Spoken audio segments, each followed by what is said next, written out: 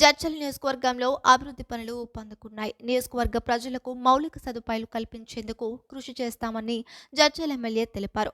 ఈ మేరకు జడ్చల్ మున్సిపాలిటీ పరిధిలో 7,50,00,000 వ్యయంతో నిర్మించిన సీసీ రోడ్లు మరియు అండర్ డ్రైనేజీ వ్యవస్థలకు ఆయన శంకుస్థాపనలు, ప్రారంభోత్సవాలు నిర్వహించారు.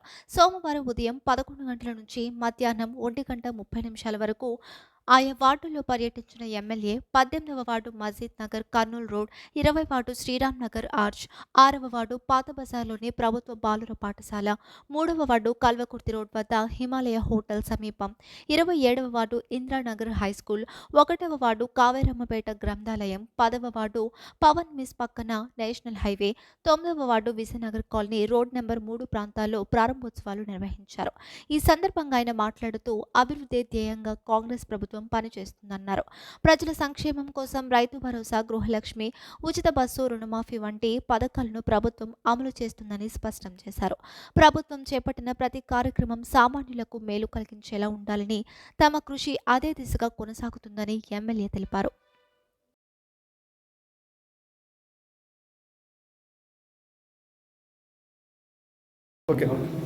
జడ్చల మున్సిపాలిటీలో దాదాపు 7.5 కోట్లతోని ఎఫ్ఐడిసి నిధులతోని రోడ్స్, డ్రైన్స్ కోసం శంకుస్థాపన చేయడం జరిగింది. జడ్చలలో 27 వార్డులు, 27 కౌన్సిలర్లు అయితే దాదాపు 8 వార్డులకే ఈరోజు ఆ అమౌంట్ 7.5 కోట్లు డిస్ట్రిబ్యూట్ చేయడం జరిగింది. ఎందుకంటే 10-20 లక్షలు ఒక వార్డుకి ఇస్తే అక్కడ పనులు కూడా ఏం జరిగాయని చెప్పేసి ఎక్కువ నిధులు ఈ వార్డులకు పెట్టడం జరిగింది. ఎక్కడైతే రోడ్లు లేవో, ఎక్కడైతే డ్రైన్స్ లేవో. ఇదే కాకుండా 14 కోట్ల రూపాయలతో ఇప్పుడు టెండర్ కంప్లీట్ అయిపోతుంది. రేపు లాస్ట్ డే.